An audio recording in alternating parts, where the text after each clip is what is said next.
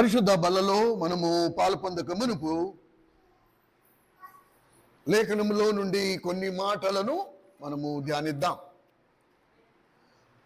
ప్రపంచంలో అత్యధికంగా ప్రసంగించబడిన వాక్యం అంటూ ఏదైనా ఉంది అంటే అది 1 కొరింథీయులకు రాసిన పత్రిక 11వ అధ్యాయం. ప్రభువు బలను గూర్చి అపోస్తుడైన పౌలు లిఖించిన వచనాలివి. విచిత్రం ఏంటంటే కొన్ని విషయాలు మరి మీకు తెలుసో తెలీదో కానీ మీ గ్రహింపు కొరకు, మీ అవగాహన కొరకు ఈ మాటలు మీకు తెలియపరుస్తున్నా. ఎప్పుడైతే పౌలు కొరింథీయులకి రాస్తూ ఈ మాటలు రాశాడో వాస్తవంగా మీరు ఆ మాటలు గమనిస్తే కంటికి కట్టినట్టుగా రాయబడినట్టు మనము చూడవచ్చు. 1 కొరింథీయులకి రాసిన పత్రిక 11వ అధ్యాయం. 1 కొరింథీ 11వ అధ్యాయం 23వ వచనం దగ్గర నుంచి మనము 26వ వచనం వరకు మార్చి చదువుకుందాం. నేను మీకు అప్పగించిన దానిని ప్రభు వలన పొందితిని. ప్రభు అయిన యేసు తనకు అప్పగింపబడిన రాత్రి ఒక రొట్టెను ఎత్తుకుని కృతజ్ఞతాస్తుతులు చెల్లించి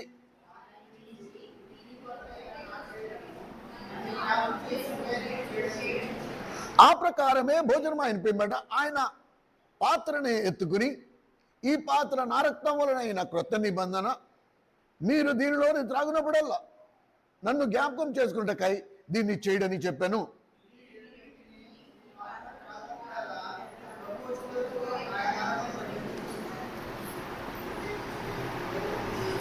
ఎప్పుడైతే మీరు ఈ లేఖనాలు మనము చదువుతున్నప్పుడు మనకి ఒక అభిప్రాయం కలుగుతుంది. ఆ అభిప్రాయం ఏంటంటే పౌలు తాను ప్రభు రొట్టె విరిచేటప్పుడు అక్కడ ఉన్నట్టుగా ఉంది.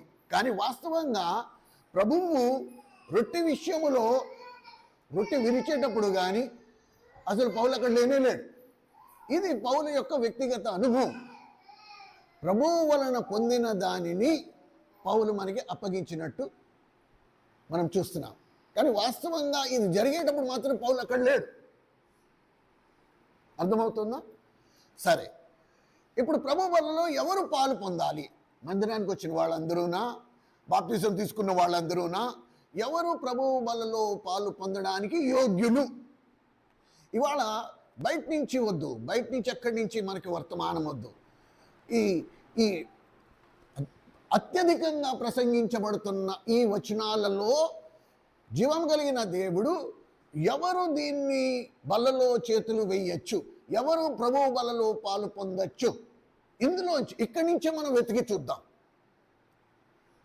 ఈ లేఖనాల్లోంచి మనం వెతికి తీద్దాం. ఏమండి? అయితే గమనిస్తే ప్రభువు సంఘములో రక్షింపబడిన ప్రతి విశ్వాసికి ఎవరైతే వారమంతట్లో ఈ 7 పనులు చేసేవారిగా ఉంటారో వారు మాత్రమే ప్రభు బలలో పాలు పొందడానికి యోగ్యులు. ఈ 7 పనులు మీరు చెయ్యని ఎడల మీరేమైపోతారండి? అయోగ్యులు. అంటే ప్రభు బలలో చేయవేసే యోగ్యతను కోల్పోతారు. కనుక రక్షింపబడిన ఓ విశ్వాసి, నీ జీవితంలో నువ్వు ఈ 7 పనులు చేస్తున్నావో లేదో జాగ్రత్తగా చూసుకో. వారం అంతట్లో నీకు 7 రోజులు దేవుడు సమయం ఇచ్చాడు. ఈ ఆదివారం తర్వాత మళ్ళీ 7 రోజుల తర్వాత నువ్వు మళ్ళీ ప్రభు బల దగ్గరికి వస్తావు. ఈ 7 రోజుల్లో నువ్వు ఈ 7 పనులు చేస్తున్నావో లేదో జాగ్రత్తగా చూసుకో. ఒకవేళ ఈ 7 పనులు నువ్వు చేస్తున్నట్టయితే నువ్వు ప్రభు బలలో పాల్పొందడానికి నీకు యోగ్యత దేవుడు ఇచ్చాడు. మనుషులు ఇవ్వాల్సిన అవసరం లేదు. ప్రతి ఇంట్లో బైబిల్ ఏం చెప్తుందో తెలుసా? పని చెయ్యని వాడు ఆహారము తినుటకు అర్హుడు కాడు. పని చేయువాడు ఆహారానికి అర్హుడు. మన ఇంట్లో కూడా అంతే, మన ఇళ్లలో కూడా అంతే. మన పిల్లలు ఉన్నారు, వాళ్ళ పనులకు వాళ్ళ ఏ పని చేయకుండా ఉంటే ఆ తల్లిదండ్రులు ఏమంటాడు? ఏం పుట్టుకురా బావు, అడ్డగాడిదలో పెరిగావు, కంచరగాడిలా తిరుగుతున్నావు, అంటారే కానీ ఫోన్లో ఏదైతే అనుకుంటారా అనుకోరు. అడిగి రోజు అక్షింతలే. కనుక కుటుంబాల్లో అయితేనేంటి, బైబిల్ గ్రంథంలో అయితే నియమం ఏంటంటే తిన్నవాడు పని చేసేవాడికి మాత్రమే తినే అధికారం ఉంది, పని చేయని వాడికి తినే అధికారం లేదు. ఇది బైబిల్ చెప్తుంది, నేను చెప్పట్లే. కనుక ప్రభు ఏమంటున్నాడు, ఈ బలలో ఎవరు పాలు పొందాలి అంటే ఎవరైతే ఈ 7 పనులు చేసేవారి కన్నా. ఏ 7 పనులు? రండి ఒక దాని తర్వాత ఒకటి చూద్దాం. 1 కొరింథీయులకు రాసిన పత్రిక 11వ అధ్యాయం మొట్టమొదటిది ఏం చేయాలంట? 23వ వచనం. నేను మీకు అప్పగించిన దాన్ని ప్రభువు వలన పొంది తిని, ప్రభువు అయిన యేసు తాను అప్పగించిన రాత్రి ఒక రొట్టెని ఎత్తుకుని మొట్టమొదటి పని ఏం చేయాలి? దేవుని స్తుతించుట, దేవునికి కృతజ్ఞతలు చెల్లించుట. వారమంతట్లోనూ చేయవలసిన పని. ఓ దేవా, ఈ దినమును నాకు భిక్షం పెట్టినందుకు, నా ఆయుష్కాలము పొడిగించినందుకు, ఈ దినము ఈ భూమి మీద నేను నడవడానికి నువ్వు నాకు చూపిన కృపను బట్టి నీకు నిండా వందనాలు. ఈ పని నువ్వు వారమంతా చేయి. నిత్యము దేవుణ్ణి స్తుతించే అనుభవంలో మనం ఉండాలి. ఒక ఆదివారం కోసం ఎదురు చూడద్దు. కనుక దాన్ని ఎలా జ్ఞాపకం ఉంచుకోవాలి అంటే, ఇది నా వ్యక్తిగత అనుభవం. నేను పడక మించి లేవంగానే నా పక్కన నా భార్య మొహం చూస్తే నాకు స్తుతి. ఓ దేవా, నా భార్య మొహాన్ని చూసుకునే ధన్యత, కృపను నాకు అనుగ్రహించావు. రాత్రి నిద్రలో నా ప్రాణం పోతే కనుక నేను అందరూ బట్టి నేను కృతజ్ఞుడిని. చాలు. ఈరోజు కళ్ళతో నువ్వు సృష్టించిన సూర్యుడిని చూసే, నువ్వు సృష్టించిన సృష్టిని కళ్ళారా చూసే ధన్యత, ఒక్కరోజు నాకు భిక్షం పెట్టావు, నాకు చాలు. నీకు నిండా వందనాలు. కనుక వారం అంతట్లో కనుక ఏ ఒక్కరోజు నువ్వు దేవుణ్ణి స్తుతించకపోయినా ప్రభువు వల్లలో ఆదివారము నువ్వు పాలు పొందే యోగ్యతను కోల్పోతావు. అందుకని ప్రభు అయోగ్యంగా పాలు పంపులు పొందద్దు. సరేనా? ఇది మొట్టమొదటిది, దేవుణ్ణి అందుకని మనం ఏం చేస్తాం? రకరకాల సంఘాలలో అనేక విధాలు ఉన్నాయి దేవుని స్తుతించడానికి. ఆరాధన వేరు, కృతజ్ఞతాస్తుతులు వేరు. దాన్ని క్రైస్తవ సమాజం ఏం చేసింది? స్తుతి ఆరాధన అని పెట్టేసింది. స్తుతి ఆరాధన ఒకటి కాదు, 2 వేరు వేరు. ఆరాధన వేరు, స్తుతి వేరు, కృతజ్ఞతాస్తుతులు వేరు. స్తుతి అనేది దేవుడు ఏమై ఉన్నాడో దాన్ని నోటితో ఒప్పుకోవడమే దేవుణ్ణి స్తుతించడం. ఆరాధన అనేది నా సర్వము నేను దేవునికి ఇవ్వడం, నా శరీరం మీద ఉన్న అధికారం, నా స్వచిత్తం, నా జ్ఞానము, నా తెలివి, ఇవన్నీ నావి కావు ప్రభువా, నీవి. మీరు విలువ పెట్టి కొనబడిన వారు, మీ దేహము మీ సొత్తు కా. కనుక ఎవరైతే తమ దేహాన్ని, తమ దేహంలో ఉన్న వ్యక్తిని, తమ దేహంలో ఉండే స్వచిత్తాన్ని, ఇవన్నిటినీ ప్రభు చేతిలో పెడతారో వారు ఆరాధికులు. ఇప్పుడు స్తుతి ఏంటి? నువ్వు మహాగణుడవు, మహోన్నతుడవు, నిత్య నివాసివై ఉన్న మా తండ్రివి. దేవుడు ఏమై ఉన్నాడో దాన్ని నోటితో ఒప్పుకోవడమే స్తుతి. ఇప్పుడు దేవుడు చేసిన దానిని బట్టి వందనాలు చెల్లించడం కృతజ్ఞత, thanksgiving. Praise and thanksgiving are different from worship. ఆరాధన అనేది నేను దేవునికి ఇచ్చేది. నా దేహము మీద అధికారం, నా స్వచ్ఛత్వం మీద అధికారం. ఏ దేహము దేవునికి ఆలయం అనే ఉన్నదో ఆ దేహములో ప్రభువుని కూర్చోబెట్టుకోవడం, ఆ దేహము ప్రభువుకి అప్పగించడం. ఇది మొట్టమొదటిది. రెండోది మనం గమనిస్తే, రండి చూద్దాం. రెండోది ఇదే 1 కొరింథీయులకు రాసిన పత్రిక 26వ వచనం. మీరు ఈ రొట్టెను తిని ఈ పాత్రలోని త్రాగునప్పుడల్లా ప్రభు వచ్చే వరకు ప్రచురము. రెండోది ఏం చేయాలి? నేను వారమంతట్లో నా ప్రభువుని ప్రచురించాలి.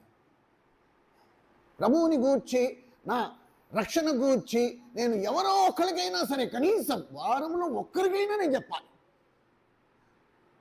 మీరందరికీ చెప్తే ఇంకా ఇంకా అద్భుతం. ఇంకా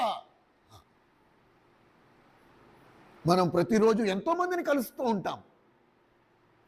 వాళ్ళకి ప్రభువు నాలో చేసిన కార్యాన్ని చెప్పుకోవడానికి సిగ్గుపడకూడదు ఎప్పుడు. ప్రభు మనల్ని తన భుజం మీద విజయోత్సవంతో ఊరేగించినప్పుడు మనము ప్రభువుని మన భుజాల మీద ఊరేగించడంలో తప్పే ఉందండి. ఏమడిగాడు నిన్ను? నీ దాన ధర్మాలు చేయమన్నాడా? నీ దగ్గర ధనమంతా తీసుకొచ్చి కానుపెట్లో వేయమన్నాడా? ఏమీ లేదు. నీ కొరకు సిలువలో ప్రాణమే పెట్టిన దేవుణ్ణి ఆయన గూర్చి నువ్వు నలుగురికి చెప్పడం నీకు చేత కదా? మనం చెప్పలేమా? చెప్పచ్చు. It's very easy. కనుక ఎవరు చెప్తారు అంటే ఎవరైతే ఆయనని ప్రేమించే వారిగా ఉంటాడో.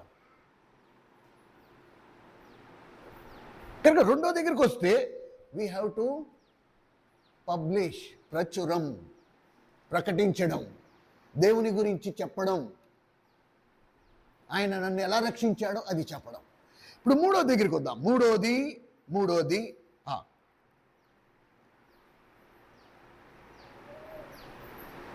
24వ వచనం.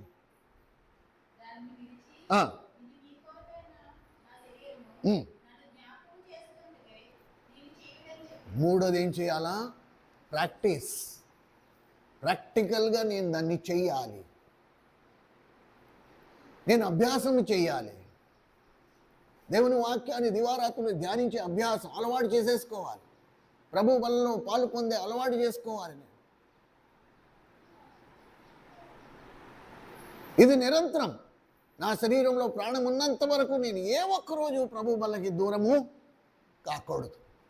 మనం ఎంత చులకనగా తీసేసుకుంటామో.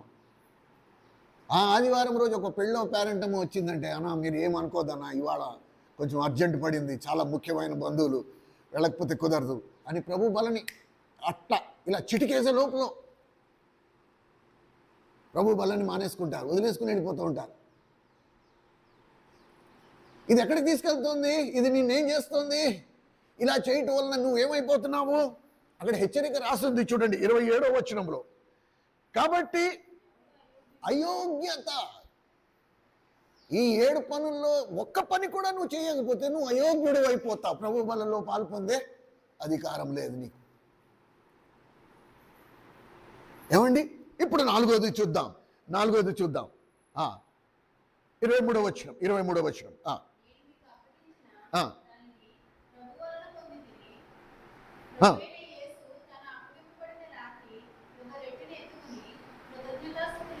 చదువు.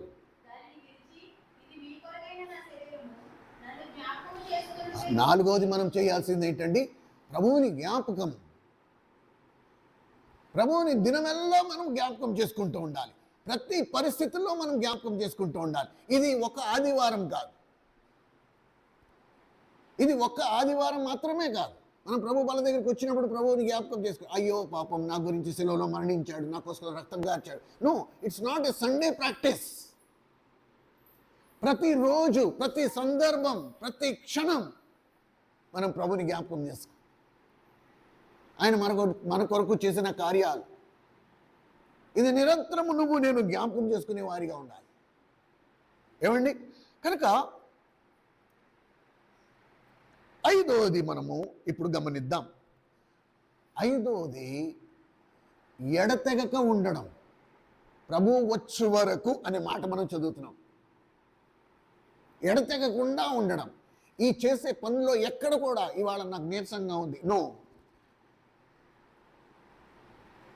ఇవాళ నేను నువ్వు ఎక్కడికి వెళ్ళినా ఈ పనులు చేయొచ్చు. ఈ పనులు చేయడానికి ఇక్కడే చెయ్యాలి, స్థానిక సంఘంలోనే చెయ్యాలి, లేకపోతే ఉన్న ఊర్లోనే చెయ్యాలి, ఇంకెక్కడికి వెళ్ళినా చేయకూడదనేమీ లేదు. ఈ పనులు నా జీవన శైలిగా మారాలి. నేను ఉదయాన్నే లేచి బ్రష్ చేసుకుని స్నానం చేసి టిఫిన్ తిని భోజనం టైంలో భోజనం చేసి పనికి వెళ్ళాల్సింది పనికి వెళ్ళి, ఎలాగైతే నేను నిత్య కృతులు ఎలాగైతే కాలకృతులు నేను ఎలాగైతే చేసుకుంటున్నానో, ఈ 7 పనులు కూడా నేను నిరంతరం నా జీవితంలో ఒక భాగమైపోవాలి. ఏమండి? ఇప్పుడు 6వది దగ్గరికి వద్దాం. 26వ వచనం. ఆ, ఆ, ప్రభు వచ్చే వరకు ప్రచురము పబ్లిషింగ్. ఆరోదిగా మనము ప్రభు వచ్చే వరకు ప్రేమ సహోదరుడు ఆ సహోదరి, ఈ ప్రచురము చేయడం అంటే ఏంటి? ఒక్క మాట మనం తీసుకుంటే సరిపోద్దండి. ప్రభు వలలో పాలు పొందడానికి పెద్ద ఇన్ని వాక్యాలు ఏమీ అవసరం లేదు. నువ్వు ఒక్క మాట, ప్రభు వలలో నేను పాలు పొందాను, ప్రభు వచ్చే వరకు దీన్ని చేయడి, ఈ రొట్టెలో తిని ఈ పాత్ర త్రాగునప్పుడల్లా ఆయన మరణమును ప్రచురము చేయడి. ఆయన మరణమును ప్రచురము చేయడం అంటే ఏంటి? ఎంతమందికి ఇక్కడ అర్థమవుతుంది ప్రచురము చేయడం అంటే? ప్రచురము చేయడం అన్న మాటకు అర్థం ఏంటి? ప్రచురము చేయడము అనే మాటకు అర్థం ఏంటి? ప్రకటించడం, పబ్లిష్ చేయడం, ఎదుటివానితో పంచుకోవడం. ప్రచురము చేయడం అంటే నలుగురిని తెలియపరచడం, నోటితో చెప్పడం. కనుక ఏం ప్రచురం చేయాలి? ఇక్కడ 26వ వచనంలో, మీరు ఈ రొట్టెని తిని ఈ పాత్రలోనే త్రాగునప్పుడు ఎల్లను, ప్రభువు వచ్చే వరకు ఆయన మరణమును ప్రచురించుదురు. ఏమి ప్రచురించాలంట? ఏమి ప్రకటించాలంట? ఆయన మరణమును ప్రకటించాలంటే ఏం ప్రకటించాలి? రోజు వెళ్ళి ప్రభు శిలువలో మరణించాడని చెప్పాలా? ఏం చెప్పాలి? నువ్వు ఉత్తి ఆ మాట ప్రచురము అనే ఒక్క మాట మనం తీసుకున్నామనుకో, బైబిలు మళ్ళీ 7 విషయాలు ప్రచురము చేయమని చెప్తుంది మనకి. It is very easy. నీకు నిజంగా ఆకలి ఉంటే నువ్వు పెద్ద ప్రసంగం అవసరం లేదండి. ఇప్పుడు దేవుడు అన్నాడు, మీరు ఈ రొట్టెలోని తిని పాత్రను తాగినప్పుడల్లా ప్రభు వచ్చే వరకు ఆయన మరణమును ప్రచురము చేయడి. ఏం ప్రచురము చేయాలి ప్రభువా అని ఒక మాట అడిగితే మొత్తం లిస్టు బయటకు వచ్చేస్తుంది. ఏం ప్రచురం చేయాలంట? రండి చూద్దామా త్వరగా. రోమీయులు రాసిన పత్రిక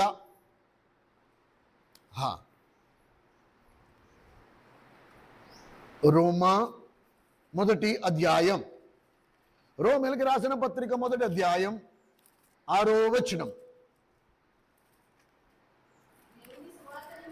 దేవుని సువార్త నిమిత్తము 8వ వచనం దయచేసి క్షమించండి. ఫస్ట్ నేనేం చేయాలి? నా విశ్వాసమును సర్వలోకములో ప్రచురము చాలు. ఏం ప్రచురం చేయాలంట?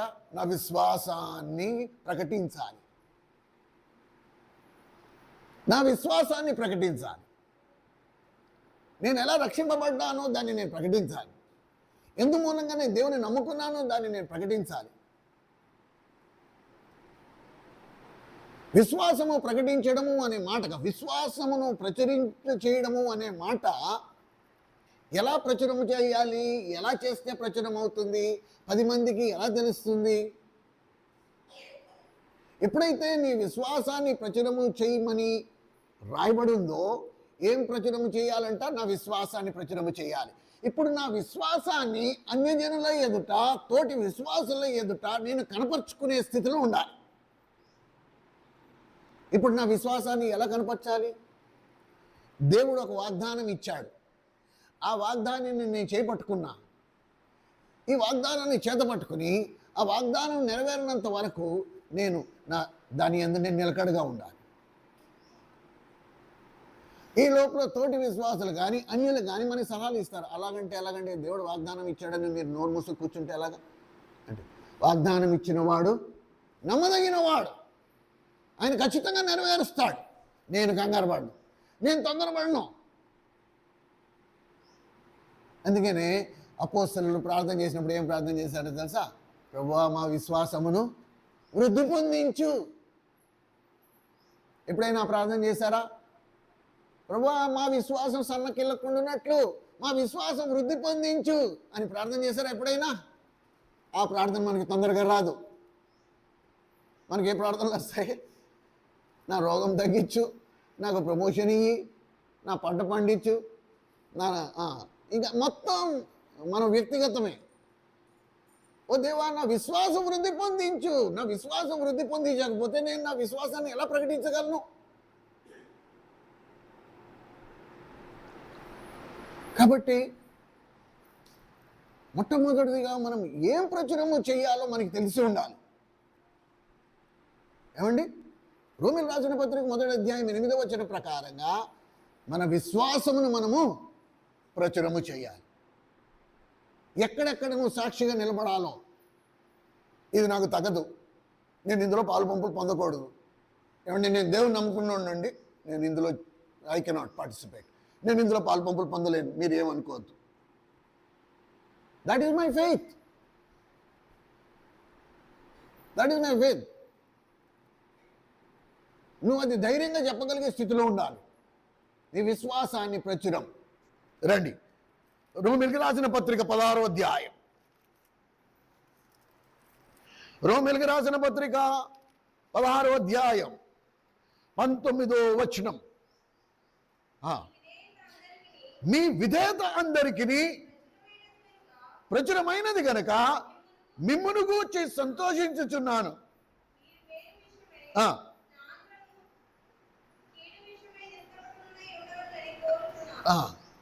ఇప్పుడు రెండోది ఏం ప్రచురము చేయాలంట? మన విధేయతను ప్రచురము చేయాలి. ఇప్పుడు ఎవరు ఈ విధేయతను ప్రచురము చేయలేరు చెప్పండి? పోనీ ఎవరు ఏం ప్రచురము చేయాలో మనకు తెలిసింది, అర్థమైంది. మన విధేయతను ప్రచురము చేయాలి. ఎవరు విధేయతను ప్రచురం చేయలేరు చెప్పండి? త్వరగా చెప్పండి. విధేయత ప్రచురము చేయలేని వారు ఎవరున్నారు? ఎవరు విధేయతను ప్రచురము చేయలేరు? ఎవరు విధేయతను కనపరుచుకోలేరు? ఎవరు విధేయతను చూపించలేరు? ఎవరు ఎవరు చెప్పండి త్వరగా. విధేయతను కనపరచలేని విశ్వాసులు ఎవరు? ఎవరు ఎవరు అవిధేయులుగా ఉంటారో వారు విధేయతను కనపరచలేరు. విధేయులు ఎవరు అంటే, ప్రభువా వాక్యం ఇలాగుంది, నష్టమైన కష్టమైన నయాన భయాన ఏ విధంగా అయినా సరే వాక్యం ఇలా ఉంది, నేను ఇలాగనే ఉంటా, నేను దానికి విధేయత చూపిస్తా, నేను దానికి లోబడతా.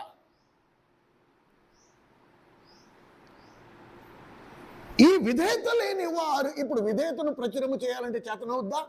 చేత కాదు. నాలో లేనిది నేను ఎలా చూపించగలను?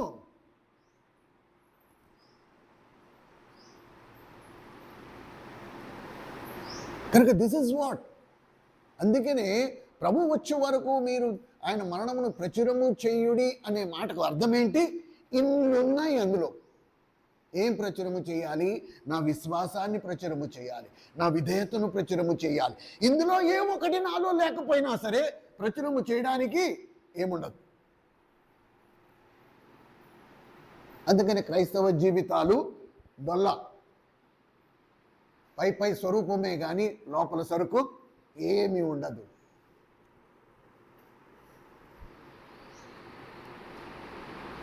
కనుక మొత్తం క్రైస్తవ్యం ఎక్కడికి వచ్చేస్తుంది? నేను దేవుని నమ్ముకున్నాం, దేవుని నమ్ముకున్నా కరెక్టే. నువ్వు ప్రచురము చేయవలసిన వాటిలో ఇంతవరకు ఎన్ని ప్రచురము చేసావు? ఏమీ లేదు. ఒక్క మాట తప్ప ఇగో ఇవన్నీ ఉన్నాయని మనకు తెలుసా ఇంతవరకు? ఎప్పుడైనా బైబిల్ ధ్యానించారా? ఎప్పుడైనా బైబిల్లో ఈ సంగతులు చూసారా? నా విశ్వాసాన్ని నేను ప్రచురము చేయాలి, నా విధేయతను నేను కనపరుచుకోవాలి. నేను అవిధేయునైతే విధేయతను ఎక్కడికి తీసుకొస్తా? నేను అవిశ్వాసినైతే అవిశ్వాసం ఎక్కడ ప్రచురం చేయగలను? లేనివి ఉన్నట్టుగా నేను చూపించలేను కదా. కనుక ఈరోజు ప్రభు వలలో మనం పాలు పొందక మునుపు ఒకవేళ నాలో విశ్వాసం లేకపోతే, ఓ దేవా నా విశ్వాసాన్ని వృద్ధి పొందించని అడుగు. అవి నువ్వు వృద్ధి పొందించకపోతే నేను ప్రచురము చేయలేను కదా, నా విశ్వాసాన్ని నేను ప్రకటించుకోలేను. నాలో లేని ఇంకోటికి నేను ఎలా చెప్తా? So it is very important. ఇప్పుడు మూడో దాని దగ్గరికి వద్దాం. రైట్, మూడో దాని దగ్గర అపోస్తల కార్యములు 16వ అధ్యాయం, acts of the apostles chapter 16. అపోస్తల కార్యములు 16వ అధ్యాయం. పేజీ నెంబర్ కూడా చెప్పండి తీసిన వాళ్ళు. 17వ వచనం, అపోస్తల కార్యములు 16వ అధ్యాయం 17వ వచనం.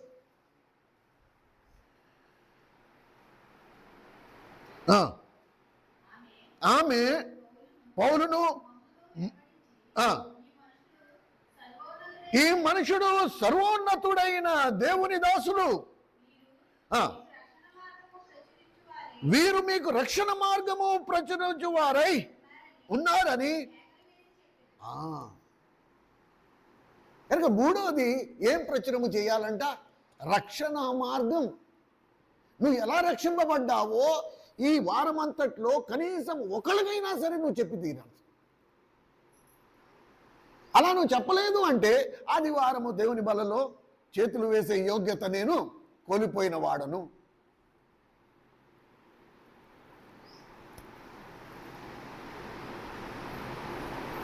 ప్రేమైన సహోదరుడు, సహోదరి, ఇది కంపల్సరీ. చూసావా ఏం ప్రచురము చేయాలి? ప్రతి ఆదివారం ఈ వచనం చదివేసి మనం అందులో రొట్టెలో తినే ఒక ముక్క నోట్లో పెట్టుకుని ఆ ద్రాక్ష రసం గొంతులో పోసుకుని మమ అనిపించేస్తున్నాం. మనము చేయవలసినవి చేయకుండా అయోగ్యులుగానే అందులో పాల్పొందేస్తున్నామేమో. ఈ ప్రమాదం మనందరికీ పొంచి ఉంది. పరిశుద్ధాత్మ దేవుడు మనల్ని ప్రేమించి ఈ సంగతులు నీకు నాకు బయలుపరుస్తూ ఉన్నాడు. ఏం ప్రచురము చేయాలి? ప్రభు నా పాపముల కొరకు మరణించాడు, అదొకటి సరిపోద్దా? ఇన్ని ఆజ్ఞలున్నాయి, ఇన్ని సంగతులున్నాయి. ఏమండి, ఇంకొక మాట చూద్దామా? ఇదే అపోస్తల కార్యములో ఇంకొక మాట ఉంది చూడండి. 26వ అధ్యాయం,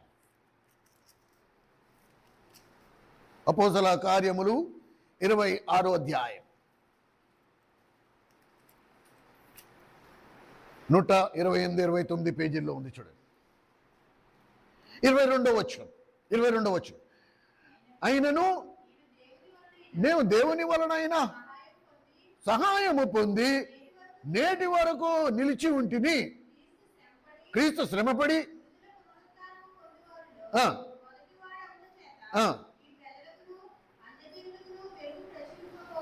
వెలుగును ప్రచురించాలి. మునుపు మనము చీకటి అయి ఉంటిమి, జీవం కలిగిన మహాదేవుడు నిన్ను నన్ను తన ఆశ్చర్యకరమైన వెలుగులోకి తీసుకొచ్చాడు.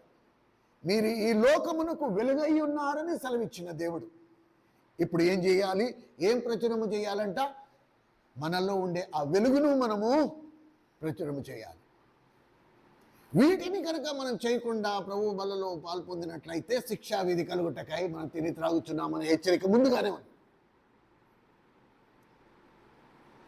మళ్ళా తిరిగి వస్తే అక్కడికే వెలుగు. ఇప్పుడు ఎవరిలో ఉంటే వెలుగే లేకపోతే ప్రచురం చేయడానికి ఏముంటుంది మళ్ళీ?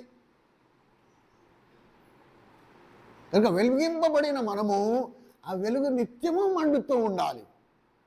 అప్పుడే దాన్ని మనం ప్రకటించగలం. ఒకప్పుడు వెలిగాం, ఒకప్పుడు దేవుల్లో చాలా బలంగా ఉన్నాం. ఇప్పుడు ఏదో కొద్దిగా శ్రమల వలన, కొద్దిగా బాధల వలన, హింసల వలన ఈ దేవుడు అట్టే మనకి కలిసి రాలేదనిపించి కొంతమంది సన్నగిల్లిపోయారేమో. వాళ్ళు వెలుగును ప్రచురము చేసే అనుభవము కోల్పోయారు. ఇది ప్రమాదం, ఇది ప్రమాదం. దేవుడు మనల్ని వెలిగించాడు, మనల్ని వెలుగుగా చేశాడు. ఇప్పుడు ఆ వెలుగును మనము ప్రచురము చేయవలసిన వారిగా ఉన్నాము.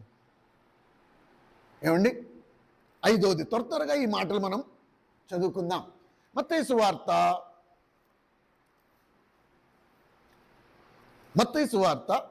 12వ అధ్యాయం, మాథ్యూస్ గాస్పుల్ చాప్టర్ 12. మత్తయి సువార్త 12వ అధ్యాయం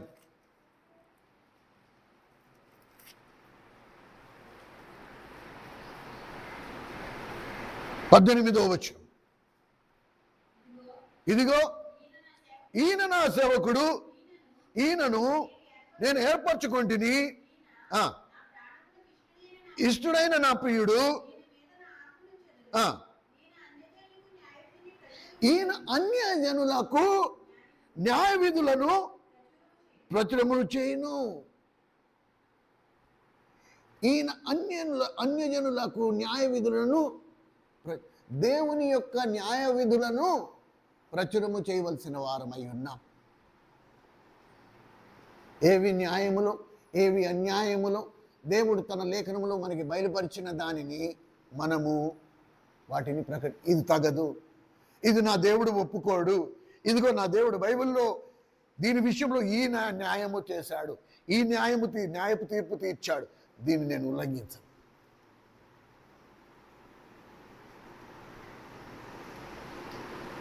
ఈరోజు దేవుడు మనకి వీటిని ఇతరులకు ప్రచురము చేసే బాధ్యత, నీలో ఈ లోక మర్యాదను అనుసరింపక. ఎంత బలమైన హెచ్చరిక!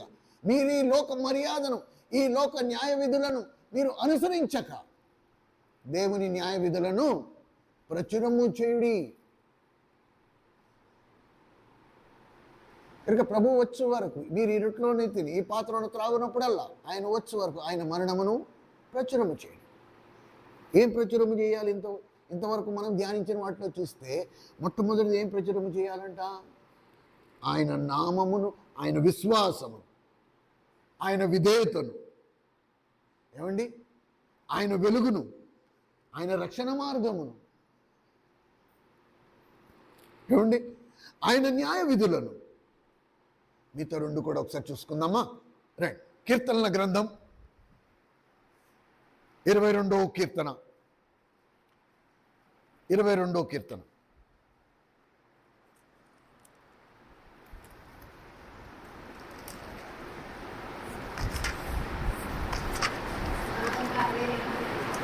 నాలుగు 462 పేజీ. కీర్తనల గ్రంథం 22వ అధ్యాయం 31వ వచనం. వారు వచ్చి ఆయన దీన్ని చేసినని దేవుని నీతిని మనము ప్రచురము చేయాలి. ఆరోది మనం దేవుని నీతిని ప్రచురము చేయాలి, మన స్వనీతిని కాదు. పరిస్థితిని బట్టి నేను దేవుని నీతిని నా స్వనీతిగా మార్చుకునే పరిస్థితి రాకూడదు. దేవుని నీతిపై నా స్వనీతిని ప్రకటించే పరిస్థితి రాకూడదు. ఏదో ఇద్దరికి తీర్పు తీర్చడానికి, లేకపోతే ఇద్దరికి సమాధానపరిచే పరిస్థితులు. మరి ముఖ్యంగా ఎవరైతే ముగ్గురులో కూర్చుంటూ ఉంటారో, మనము దేవుని నీతిని నెరవేర్చే వారిగా ఉండాలి, మన స్వనీతిని కాదు. నేను ఇలా చెప్తే నాకు కొద్దిగా కలిసి వస్తుంది కాబట్టి ఇక్కడ నేను ఈ నీతిని మార్చేస్తా అంటే అది స్వనీతి అవుతుంది. మనం దేనిని ప్రకటించే వారిగా ఉన్నామండి? ఆయన నీతిని, మన నీతి కాదు. కనుక దేవుని నీతి ఏం చెప్తోంది? ప్రతిసారి మనం దేవుని వాక్యం దగ్గరికి రావాలి. దేవుని నీతి ఏం చెప్తోంది?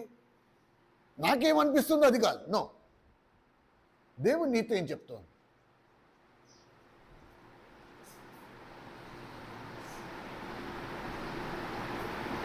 ఈ అనుభవం మనం ఖచ్చితంగా ఈ ప్రభువు వచ్చే వరకు, ఇది ఒకరోజు 2 రోజులు చేస్తే నేను చేసేసానంటే కాదు. ప్రభువు వచ్చే వరకు ఇది నాకు అలవాటు అయిపోయి ఉండాలి. నేను దేవుని నీతిని ప్రకటించేవాడిగా ఉండాలి. అక్కడ నేను దేవుని దాసుడినని రుజుపరచబడతాను. దేవుడు నిన్ను నన్ను రాజులైన యాజక సమూహంలో తీసుకొచ్చి పెట్టాడు. ఆ యాజకత్వం అనేది యాజక ధర్మం చొప్పున నేను చేసేవారిగా ఉండాలి. ఈ లోక మర్యాదలను అనుసరించే వారిగా కాదు. ఎప్పుడైతే నువ్వు దేవుని నీతిని ప్రచురించేవాడిగా ఉంటావో అప్పుడు నిన్ను చూసిన వాడు వీడు నిజమైన క్రైస్తవుడు అనే మాట వస్తుంది. లేకపోతే మన డోలు మనం వాయించుకున్నట్టే. దానివల్ల ప్రయోజనం ఏమీ లేదు. ఇవన్నీ నోటితో ఉత్తి ప్రకటించి నాలో సరుకు లేకుండా నేను నోటితో ఉత్తి ప్రకటిస్తే మాత్రం అది ఎదుటివానికి కనపడదు. నువ్వు అబద్ధం చెప్తున్న సంగతి సమాజం అంతటికి తెలుస్తుంది. ప్రచురం ఎలా చేయాలి? మన వ్యక్తిగత జీవితం ద్వారా. ఏడోది కూడా చూద్దామా? ఏడోది చూద్దామా? అపోస్తల కార్యములు 17వ అధ్యాయం. అపోస్తల కార్యములు 17వ అధ్యాయం.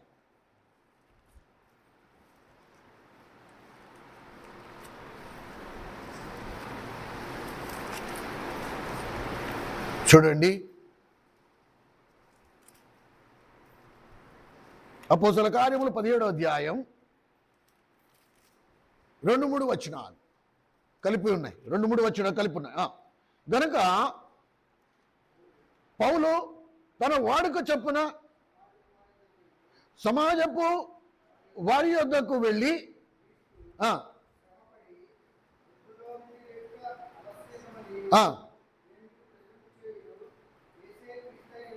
యేసే క్రీస్తు అయి ఉన్నాడని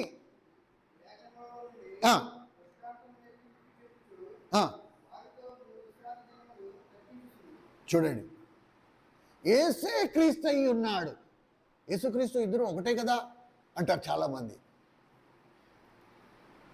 ఆయన పుట్టినప్పుడు ఎలా వచ్చాడు? యేసు లాగొచ్చాడు. యేసు అనే మాటకు అర్థం ఏంటి? రక్షకుడు. క్రీస్తు అనే మాటకు అర్థం ఏంటి? అభిషక్తుడు. కనుక అప్పుడు అందరూ కూడా ఆయన మెస్సయ్యగా, రక్షకుడిగా గుర్తించారు. కానీ ఇప్పుడు మనం ఏం ప్రచురణ చేయాలి? దేవుడు ఒక్కడే, ఆయనే ఈ యేసుక్రీస్తు ప్రభువు, ఈ లోక రక్షకుడు. నోటి మాట చేత సమస్తమును సృష్టించిన సృష్టికర్త అయిన దేవుడు. ఆ దేవుడు తన్ను తాను తగ్గించుకుని భూమి మీదకి వచ్చాడు కనుక యేసు అనే పేరుతో వచ్చాడు. కానీ వాస్తవంగా ఆయన ఎవరు? క్రీస్తు అనగా అభిషక్తుడు, రాజులకు రాజు, ప్రభువులకు ప్రభు. ఆయన తప్ప వేరొక దేవుడు లేడు. ఎందుకు ఈ మాటలు చెప్తున్నాము ప్రియమైన సోదరా సోదరి? మనము ఆయనను ప్రచురము చేసే బాధ్యత మనందరి మీద ఉంది. మన క్రైస్తవ జీవితం ఎంత చప్పటి స్థితిలోకి దిగజారిపోయిందంటే దేవుని మందిరానికి వెళ్ళి రావడం అనేది ఒక అలవాటు, వాడుకగా మారిపోయింది. మనలో మండుతూ ఉండవలసిన మంట పూర్తిగా చల్లారిపోయింది. ఇప్పుడు అంత ఓపికలు లేవు, పూర్వం ఉన్నంత ఓపికలు లేవు, నశించిపోయాయి. ఏదో మందిరానికి వెళ్ళాలి, తప్పదు, లేకపోతే దేవుడు శిక్షిస్తాడేమో, లేకపోతే మనకి రావాల్సిన ఆశీర్వాదం మనకి రావేమో, స్వలాభంతో దేవుని మందిరానికి రావడమే తప్ప ఆయన మన కొరకు తన సిలువలో తన ప్రాణమంతటినీ పెట్టాడే. ఇప్పుడు నేను ఆయనను ప్రకటించవలసిన సమయం వచ్చింది, ఆయన ప్రచురము చేయవలసిన సమయం వచ్చింది. ఈ భారం, ఈ గ్రహింపు లేదు. ఎంత విచిత్రమైన సంగతులు ఇందులో మనము చూడొచ్చు. ఏమండి, ఒక మాట నేను చదివి మీకు వినిపిస్తాను, చూడండి. 9వ కీర్తనకారుడు కీర్తన గ్రంథము 9వ అధ్యాయంలో ఒక మాట ఉంది. 11వ వచనం, సియోను వాసి అయిన యెహోవాను కీర్తించుడి. దేవుడు చేసిన క్రియలను ప్రచురము చేయడి. నీ జీవితంలో దేవుడు ఏమీ చేయలేదా? ఒక్కళ్ళు చెప్పండి, పోనీ చెయ్యెత్తి, అన్నా నా జీవితంలో ప్రభు ఇంతవరకు ఏమీ చేయలేదు అని ఒక్కడిని చెప్పమనండి. అలాంటి వాడే దొరకడు. మరి అలాంటప్పుడు దేవుడు నీ జీవితంలో చేసిన క్రియలను నువ్వు ఎంతవరకు ప్రచురం చేశావు? ఎంతమందికి చెప్పావు? ఇవన్నీ చేయకుండానే నువ్వు ఏ ధైర్యంతో ప్రభు బలలో చేతులు వేస్తున్నావు? ఒక మాట మీకు చెప్పాలి, ఈ ప్రభు వల్ల దీన్ని 2 గుంపులు ఉన్నాయి. ఒక గుంపు ఈ ఎక్స్ట్రీమ్, ఈ చివరికి తీసుకెళ్ళిపోయింది. ఇంకో గుంపు ఈ చివరికి తీసుకెళ్ళిపోయింది. ఈ 2 చివర్లు ఏంటో చెప్తాను, వినండి జాగ్రత్తగా. ఒక గుంపు ఏం చేసిందంటే, అమ్మో ఇది క్రీస్తు శరీరం, ప్రభు శరీరము, ప్రభు రక్తం, ఎప్పుడు పడితే అప్పుడు తీసుకునేది కాదు, ఎవడు పడితే వాడు తీసుకునేది కాదు, కాబట్టి సంవత్సరానికి ఒక్కసారే. ఇది ఆ చివరికి వెళ్ళిపోయింది. ఇంకో గుంపు ఉంది, ఇది ఈ చివరన ఉంది. ఈ గుంపు ఏమంటుంది, అసలు ఇందులో పాలు పొందకపోతే మనం క్రైస్తవులమే కాం, కాబట్టి ఎవడైనా పాలు పొందొచ్చు, రండి.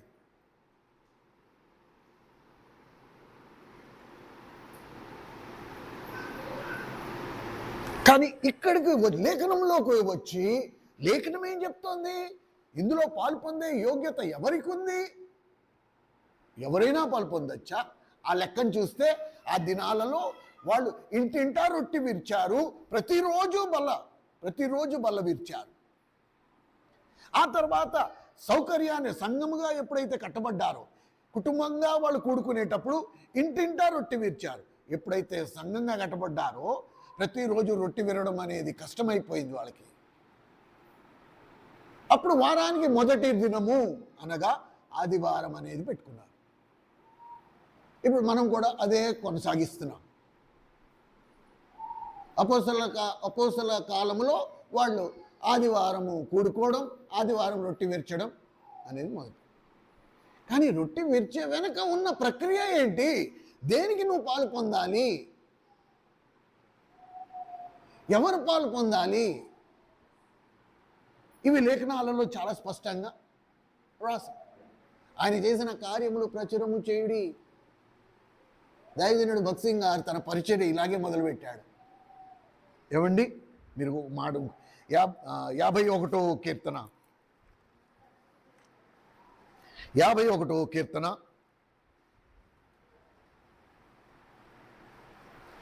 15వ వచనం. ప్రభువా, నా నోరు నీ స్తుతిని ప్రచురపరచునట్లు తెరువుము. చూసారా, నా నోరు నీ స్తుతిని ప్రచురము చేయనట్లు నా పెదవులు తెరువుము. కనుక రక్షింపబడిన వారు తన నోటిని మౌనంగా ఉంచుకోలేడు. మనం దేవుని గురించి ఎవరికైనా చెప్పాలంటే సిగ్గుపడిపోతాం. ఆయన ఇప్పుడు ఎందుకు అంటాం. పైగా ఎవడైనా చెప్తున్నప్పుడు వాళ్ళు విన్నప్పుడు ఎందుకు చెప్తున్నావు నువ్వు అని పక్క నుంచి, నేను చేయను, ఇంకోండి చేయనివ్వను.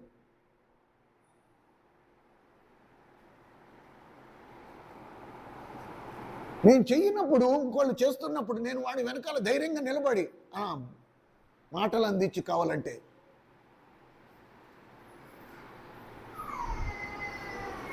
ఈ ప్రచురము చేయకపోవడానికి కారణం సంఘాలు సన్నగిల్లిపోవడానికి కారణం ఇది. నేను చేయవలసిన పని నేను చేయలేదు. రక్షింపబడిన వాడు మౌనంగా ఉండలేడండి. భక్త్ సింగ్ గారు తొలి దినాలు, మీకు ఒక మాట చెప్పి ముగిస్తా. భక్త్ సింగ్ గారు తొలి దినాలలో కెనడా నుంచి ఇంజనీరింగ్ 2 ఇంజనీరింగ్ చేశాడు. ఆయన ఇంజనీరింగ్ పూర్తి చేసి భారతదేశానికి వచ్చాడు. అప్పుడు ఇండియా పాకిస్తాన్ కలిపి ఉంది. ఆ దినాలలో ఆ కలిపి పాకిస్తాన్ వేరు, ఇండియా వేరు అనేది లేదు ఇప్పటిలాగా, 2 కలిపి ఉన్నాయి. నేరుగా ఆయన ఓడలో ముంబైలో అడుగుపెట్టాడు. భక్త్ సింగ్ గారి తల్లిదండ్రులు, కుటుంబీకులందరూ ఆయన్ని కలవడానికి వచ్చారు. అప్పటికి ఆయన ఏం చేశాడు, సిక్కు మతస్థుడు కదా, తల వెంట్రుకలు క్షౌరం చేసేసాడు, తల వెంట్రుకలు తీసేసుకున్నాడు. రూపురేఖలు అన్నీ మారిపోయాయి. మారిపోగానే వెంటనే తల్లిదండ్రులు చూసి ఆశ్చర్యపోయి, ఇదేంటి నీ పరిస్థితి, నీ అవతారం ఏంటి, మనమేంటి, మన మతం ఏంటి, మన నిష్ఠ ఏంటి, మన ప్రతిష్ఠ ఏంటి, నువ్వు ఇలాగైపోయావేంటి అంటే, నా ప్రభు నన్ను రక్షించాడు, నేను దేవుని నమ్ముకున్నా, నేను క్రైస్తవుడిగా మారిపోయా అంటే తల్లిదండ్రులు చాలా వేదన. ఇంత పని ఎందుకు చేసావు నువ్వు అంటే అసలు ఒప్పుకోలే. సరే అయితే నమ్ముకున్నావు, కానీ ఈ మాట ఎవరికి చెప్పొద్దు అన్నాడు. తండ్రి అన్నాడు, సరే నువ్వు నమ్ముకున్నావు కానీ ఈ మాట ఎవరికి చెప్పకు, నువ్వు దేవుని నమ్ముకున్నట్టు ఎవరికి చెప్పకు, మౌనంగా ఉండు అంటే, నేను అలా ఉండలేను, నేను చెప్పక ఉండలేను, నేను మౌనంగా ఉండలేను అంటే సహోదరి కూడా వచ్చి, ఏంటి నాన్నకి ఎదురు చెప్తున్నావు నువ్వు, నాన్నకి ఎదురు సమాధానం చెప్తున్నావు ఏంటి, పెద్ద ఆయన చెప్తా అంటే నువ్వు వినవా అంటే, ఒక 3 నిమిషాలు నోరు ముక్కు గట్టిగా మూసి ఉంటావా నువ్వు, ఒక 5 నిమిషాలు అంటే, 3 నిమిషాలు కూడా ఉండలేను. నేను 3 నిమిషాలు కూడా ఏమండి నోరు ముక్కు 2 గట్టిగా బిగపెడితే ఏమవుతుంది? నేను 3 నిమిషాలు కూడా ఉండలేను తమ్ముడా అంది. ఎందుకు ఉండలేవు అక్క అంటే, అరే నేను ఏం మాట్లాడుతున్నావు, ఊపిరి ఆడకపోతే నేను చచ్చిపోతా అంటే, నేను ప్రభు గురించి చెప్పకపోతే నేను చనిపోతా. ప్రభువుని ప్రకటించడం అనేది నా శ్వాస. ఏ రోజు నేను ప్రభువుని ప్రకటించడం మానేస్తానో ఆ రోజు నా గుండె ఆగిపోద్ది, నేను చనిపోతా. చెప్పు.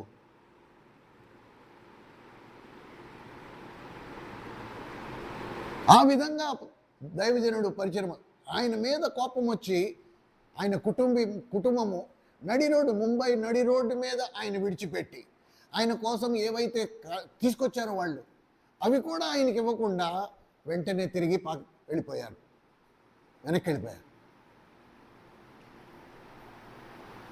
ఆయన చదువు పూర్తి చేసుకుని వచ్చాడు, జేబులో డబ్బులు లేవు, ముంబై నడి రోడ్డు మీద ఉన్నాడు, ఎక్కడ ఉండడానికి వసతి లేదు, హోటల్లో ఉండడానికి డబ్బులు లేవు. ఇప్పుడు దేవుడు తన పనికి తన సేవకు పిలిచినప్పుడు దైవజనుడికి 3 షరతులు పెట్టాడు. నీ అక్కర నువ్వు ఎవరికి చెప్పకూడదు, నువ్వు ఎవరిని సహాయం అడగకూడదు, నువ్వు ఎవరితో కలిసి ఉండకూడదు. 3 విషయాలు. నువ్వు ఎవరికి నీ అవసరత తెలియపరచకూడదు, ఎవరిని అడగకూడదు, ఎవరితో కలిసి ఉండకూడదు. ఈ 3 షరతులు పెట్టాడు. ముంబై నడి వీధుల్లో ఇంకా ఇప్పుడు ఏం చేయాలి? అప్పట్లో చెప్పాను కదా, చాలాసార్లు చెప్పాను నేను. ఇది మీరు భగత్ సింగ్ గారు సాక్ష్య పుస్తకము ఒకటి దొరుకుతుంది, మీరు అందులో ఈ వివరాలన్నీ చాలా స్పష్టంగా రాస్తున్నాయి. భగత్ సింగ్ గారు తన సొంత మాటలతో చెప్పిన మాటలు ఇవన్నీ. అప్పట్లో 2 రూపాయలకి ఒక చిన్న క్యాన్ దొరికేది, కోకోకోలా క్యాన్. ఇప్పుడు మన కుర్రకారులు అందరూ థమ్సప్లో ఎగురుతున్నారు చూడు, అలాగే అప్పట్లో కోకోకోలా అనేది ఉండేది. 2 రూపాయలు అది. తన దగ్గర ఉన్న డబ్బులతో అవి కొనుక్కొని ఈ బాత్రూమ్ల దగ్గర జగ్గులు అవి ఉంటాయి కదా, ఆ జగ్గుతో నీళ్లు పట్టుకోవడం, ఈ కోకోకోలాలో కొంత అందులో వేస్తే ఆ నీళ్ళ రుచి కొంచెమైనా మారుతుంది కదా, కొంచెం అందులో వేసుకుని మూత పెట్టేసుకుని ఆ నీళ్లు తాగి సువార్త చేశాడు. కొన్ని రోజులు ఇలా సువార్త చేసిన తర్వాత ప్రార్థన చేశాడు, ప్రభువా ఈ నీళ్లు తాగి తాగి నోరెగటేసింది, ఒక టీ తాగితే బాగుండు. ఆయన సంపన్నుడిగా ఉన్నప్పుడు కెనడాలో ఏ టీ కావాలంటే ఆ టీ తాగేవాడు, ఎంత టీ కావాలంటే అంత టీలు తాగేవాడు. అలాంటిది ఇప్పుడు సేవకు వచ్చిన తర్వాత ఇప్పుడు ఏమైపోయింది? ఆ టీ లేకుండా అయిపోయింది. టీ లేకపోతే కొంతమంది పిచ్చెక్కేస్తుందండి. అసలు టీ లేకుండా రోజే మొదలవదు వాళ్ళకి. ఇక రోజంతా నువ్వు ఎన్ని 100 సార్లు పోసినా వాళ్ళు తాగలరు. భగత్ సింగ్ గారు ప్రార్థన చేశాడు, ప్రభువా ఈ నీళ్లు తాగి తాగి ఎగటేసింది, ఒక్క టీ తాగితే బాగుండు, ఒక టీ ఇవ్వా నాకు అని అడిగాడు. దేవుడిని అడిగితే దేవుడు అన్నాడు, సరే భగత్ సింగ్ నీకు టీ కావాలంటే రేపు ఉదయాన్నే 4:30కి ముంబైలో ఫలానా ఏరియాకి నువ్వు రా, అక్కడ నేను నీకు టీ ఇస్తా అన్నాడు. సరే అన్నాడు. తెల్లవారుజామునే 4ంటికి ఆ స్థానానికి చేరాడు. ఎవ్వరు లేరు. ప్రభువా టీ ఇస్తానని ఇక్కడికి పిలిచావు, చుట్టుపక్కల చూస్తే ఒక్క పిట్ట కూడా లేదు, నాకు టీ ఎక్కడికి తీసుకొచ్చిస్తావు, నువ్వే వచ్చిస్తావా అనుకున్నాడు.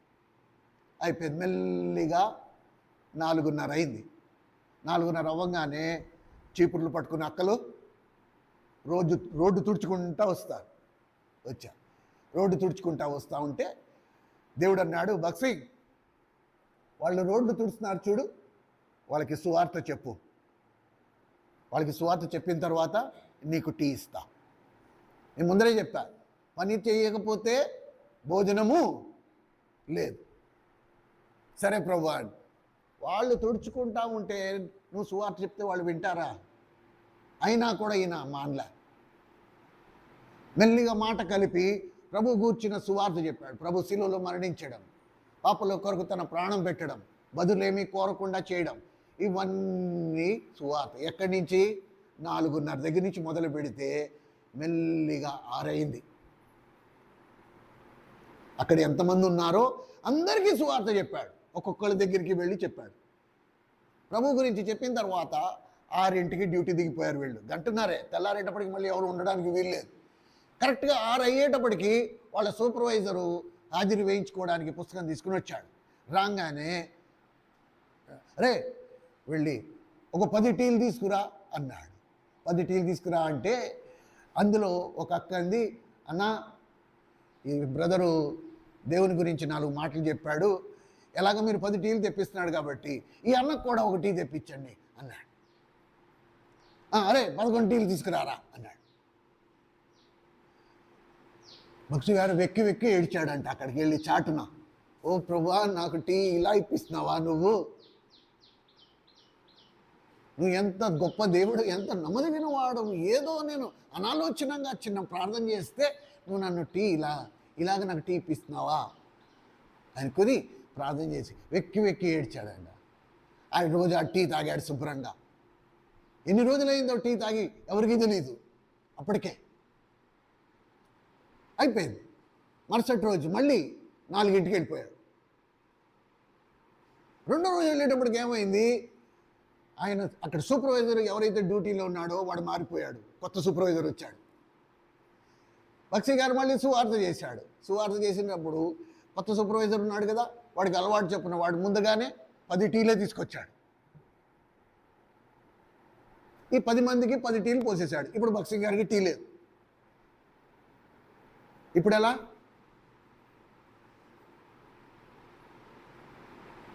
అన్నా ఇంకొక టీ తెప్పించండి అడగలేడు. ఎందుకంటే దేవుడు ముందుగానే సర్త పెట్టాడు. నువ్వు అడగడానికి వీల్లేదు, నాకు టీ తాగాలని ఉందని చెప్పడానికి వీల్లేదు, అలా అని చెప్పి 4 మధ్యలోకి వెళ్ళి కూర్చోడానికి వీల్లేదు.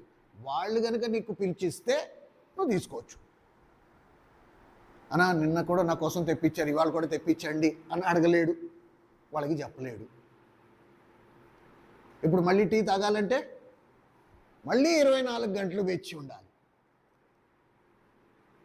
ఆ మర్నాడు మళ్ళీ పొద్దున్నే వెళ్ళాడు, మళ్ళీ సువార్త చెప్పాడు. సువార్త చెప్పినందుకు ఇప్పుడు వాళ్ళు ఏమనుకున్నారు, సూపర్వైజరు మిగతా వాళ్ళు ఏమనుకున్నారు, ఓహో నిన్న టీ తాగలేదు కదా ఇవాళ కూడా తాగడేమో అని చెప్పి మళ్ళీ తీసుకురాలి. రెండో రోజు కూడా అలాగే అయిపోయింది. ఈ టీ అలవాటైన వాడు టీ తాగకపోతే వాళ్ళకి ఎలా ఉంటుందో మనం ఏ బేలనని అడిగితే చెప్తాడు. ఒకసారి ఎప్పుడైనా ఖాళీగా ఉంటే వెళ్ళి కూర్చోండి, వాళ్ళ ఇంట్లో కూర్చుంటే టీ తాగకపోతే ఎలా ఉంటుందో ఆయన చెప్తాడు. ఆయన దగ్గరికి వెళ్ళి అడగండి. కాబట్టి ఇప్పుడు 3వ రోజు అయింది. 3వ రోజు మళ్ళీ 24 గంటలు వేచి ఉన్నాడు. ఇప్పుడు 3వ రోజు నిజంగా ఈసారి ఇవాళైతే 100% టీ వస్తుంది అనుకున్నాడు ఏమో, కానీ 3వ రోజు మళ్ళీ వెళ్ళాడు. మళ్ళీ కొంతమందికి సువార్త చెప్పాడు. కరెక్ట్గా 6 అయింది. మళ్ళీ యథావిధిగానే 10 టీలే వచ్చాయి. 3వ రోజు కూడా భక్సింగ్ గారికి టీ రాలే. ఇప్పుడు ఆయన వెళ్ళి ప్రార్థన చేయడం మొదలుపెట్టాడు. ఇప్పుడు ఏం ప్రార్థన చేశాడో చెప్పండి. ఇప్పుడు 3వ రోజు కూడా టీ రాలేదు. ఒకరోజు టీ అడిగాడు, టీ ఇచ్చాడు దేవుడు. ఇప్పుడు 3 రోజులు వరుసగా టీలు రాలేదు. ఇప్పుడు 3వ రోజు వెళ్ళి ఆయన ప్రార్థన చేయడం మొదలుపెట్టాడు దేవుని దగ్గర. ఇప్పుడు ఏం ప్రార్థన చేసి ఉంటాడు? ఏం ప్రార్థన చేసి ఉంటాడు? అమ్మా దేవునికి స్తోత్రం. బ్యూటిఫుల్. 3వ రోజు ఏం ప్రార్థన చేశాడో తెలుసా? ప్రభువా నువ్వు నాకు టీ ఇవ్వకపోయినా నేను ప్రకటిస్తా. లేదు భక్సింగ్, టీ కోసమే కదా నువ్వు వెళ్ళింది.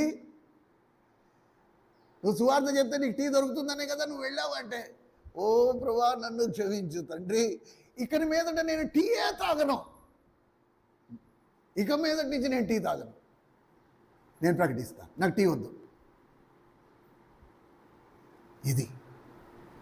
ఇది దేవుణ్ణి ప్రేమించిన వాడు అనుభవం. నేను చెప్పకుండా ఎలా ఉండగలను? అది నా ఊపిరి. ప్రియమైన సోదరుడా సోదరి, ప్రభువు వచ్చు వరకు మనం ప్రచురము చేయాలి. ఆయన చేసిన కార్యాలు ఆయన చూపిన ప్రేమ, ఆయన విశ్వాసం, ఆయన యందు విధేయత, వీటిని ప్రభు వచ్చే వరకు మనం ప్రచురము చేయాలి. మనం ఎలాంటి కాలంలో ఉన్నాం?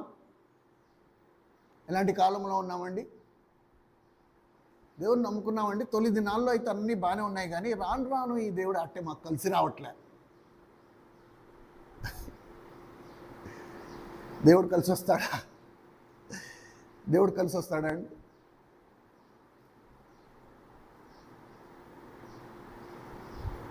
నువ్వు నేను ఎట్టివారమో దేవునికి తెలిసి కూడా మన కొరకు ప్రాణం పెట్టినప్పుడు మనము బదులు వస్తుందని ప్రచురము చేద్దామా?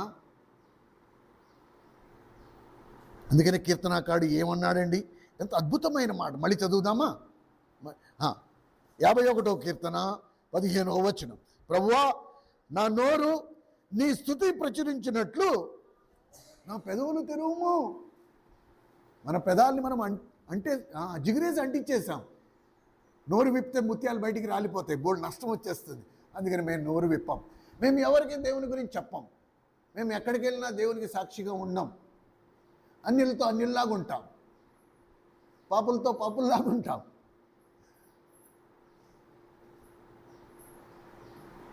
ఇంగ్లీష్లో ఒక సామెత ఉంది, be a Roman when you are in Rome. ఆ మాటకు అర్థం ఏంటి? రోమా దేశానికి వెళ్ళినప్పుడు రోమిల్లాగా ఉండు, ఇస్రాయల్ దేశానికి వెళ్ళినప్పుడు ఇస్రాయలీలాగా ఉండు. కానీ దేవుడు ఆ మాట అనట్లే. దేవుడు ఏమంటున్నాడు? వేర్ ఎవర్ యు ఆర్, నువ్వు ఎక్కడున్నా సరే ఎలా ఉండాలి? క్రైస్తవుడిగా ఉండాలి, క్రీస్తుని ప్రకటించేవాడిగా ఉండాలి. ప్రభు వచ్చు వరకు ఆయనను ప్రచురము చేయుడి. ప్రేమ సోదర సహోదరి, బహుశా ఈ విషయాలు ఇంతకుముందు నేను చెప్పానో లేదో నాకైతే గుర్తులేదు, కానీ ఇప్పుడైనా సరే ఈ వారం అంతట్లో కూడా ప్రభువా, ఈ వారం అంతట్లో మేము నువ్వు చెప్పిన 7 సంగతులను మేము ప్రచురము చేసినట్లుగా నీ మాటలు మా నోట్లో ఉంచు. నీ విధేయతను ప్రకటించేటట్టు మేము నీకు విధేయులగునట్లు మమ్మల్ని తీర్చిదిద్దు. మీ విశ్వాసమును ప్రచురము చేయనట్లు మా విశ్వాసం వృద్ధి పొందించు.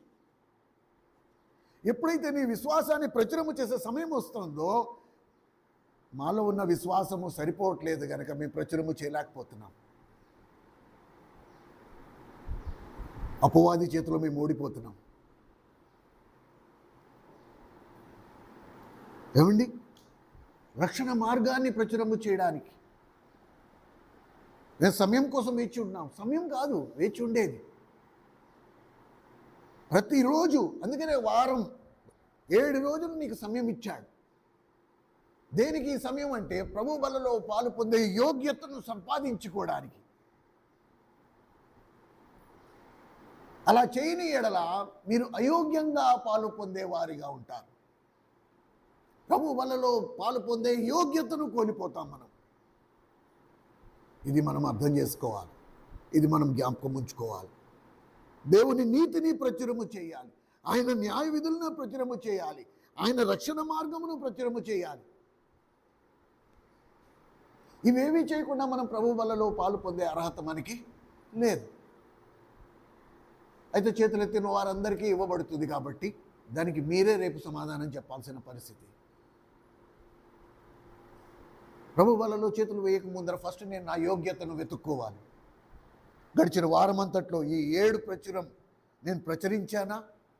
ఈ 7 పనులు నేను చేశానా? అలాగైతేనే నేను ఆదివారపు బలలో పాల్పొందుతాను. లేకపోతే అందులో నేను పాలు పొందే అర్హత నాకు లేదు. అయోగ్యంగా పాలు పొందితే శిక్షా విధి కలుగుటకే పాలు పొందడమే తప్ప దాని వలన మనకి ఒరిగింది ఏమీ లేదు. ప్రార్థన చేసుకుందాం, దయచేసి మోకరించండి.